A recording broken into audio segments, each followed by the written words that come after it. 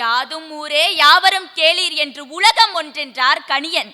ஆனால் யாதும் நம்மூரே யாவரும் நம்மினமே என்று உணர செய்த மண் என் தமிழ் மண். இத்தகைய சிறப்புமிக்க மண்ணின் வருங்காலம் குறித்த கேள்விகளோடுதான் நான் முதல்வரானால் என்ற தலைப்பில் பேசவிருக்கிறேன். இன்று நான் பேச இருப்பது வாக்குறுதிகள் பற்றியும் அல்ல, குற்றச்சாட்டுகள் பற்றியும் அல்ல, ஒரு தலைமுறையை எப்படி உருவாக்கலாம் என்ற கேள்வியோடுதான். ஒரு மாநிலத்தின் வளர்ச்சி உள்நாட்டு உற்பத்தியால் மட்டும் அளவிடப்படக்கூடாது. ஒரு மனிதன் நிம்மதியாக வாழ்கிறானா, அவனுக்கு வேலை இருக்கா, ஆரோக்கியமாக இருக்கிறானா, எதிர்காலம் பாதுகாப்பாக இருக்கிறதா என்பதே உண்மையான வளர்ச்சி. இன்றைக்கு நம்ம கல்வி ஒரு மாணவனை மதிப்பெண்ணால் அளவிடுகிறது. அது ஒழுக்கம் தரும், கட்டுப்பாடு தரும், அதில் சந்தேகமே இல்லை. ஆனால் அதே கல்வி வாழ்க்கைக்கு தயாராக்குகிறதா? நான் முதல்வரானால் மதிப்பெண் தரும் கல்வியையும் வாழ்க்கைக்கு வழிகாட்டும் திறமையையும் சேர்த்து கற்றல் செயல்பாடுகளை உருவாக்குவேன். அப்படி உருவாகும் அந்த கல்வி ஒரு மாணவனை வேலை தேடும் நபராக மட்டுமில்லாமல் வேலையை உருவாக்கும் நபராக மாற்றும். இதுவே பொருளாதார வளர்ச்சியின் உண்மையான அடித்தளம். அதே நேரத்தில் நாம் வளர்ச்சி என்ற பெயரில் ஒழுக்கத்தை இழக்கக்கூடாது. ஒழுக்கமில்லா வளர்ச்சி நீண்ட காலம் நிலைக்காது. வளர்ச்சி இல்லா ஒழுக்கம் மக்களை காக்காது. இது இரண்டையும் இணைத்து பார்க்கும் ஒரு அரசுக்கு நிலையான பொருளாதாரமின்மை என்ற சிக்கலே இருக்காது. ஆரோக்கியமான மனிதன் தான் உழைக்கிறான், உழைக்கும் மனிதன் தான் பொருளாதாரத்தை வலுப்படுத்துகிறான். ஆரோக்கியத்தின் அடிப்படை நீர் மேலாண்மை.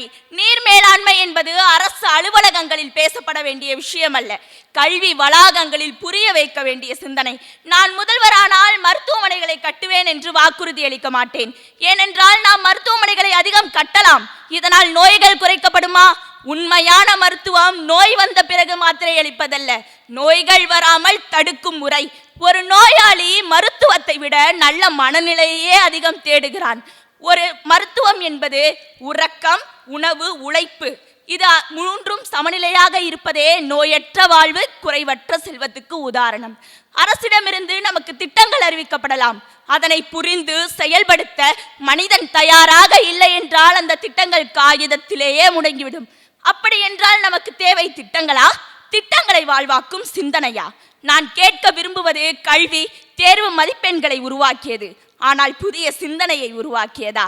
பாடம் பயின்றோமானால் பண்பு பயின்றோமா? சான்றிதழ்கள் பெற்றோமானால் சமூக பொறுப்பு பெற்றோமா? இந்த கேள்விகளுக்கெல்லாம் பதில் ஆம் என்றால் தமிழகம் தானாகவே முன்னேறும். நாம் அனைவரும் ஒரே தமிழ்நாட்டை தான் பார்க்கிறோம், ஆனால் ஒரே கோணத்தில் பார்க்கிறோமா? ஒருவர் திட்டங்களின் பட்டியலாக பார்க்கிறார், ஒருவர் புள்ளி விவரங்களின் தொகுப்பாக பார்க்கிறார். ஆனால் நான் தமிழகத்தை ஒரு உயிருள்ள சமூகமாக பார்க்கிறேன்.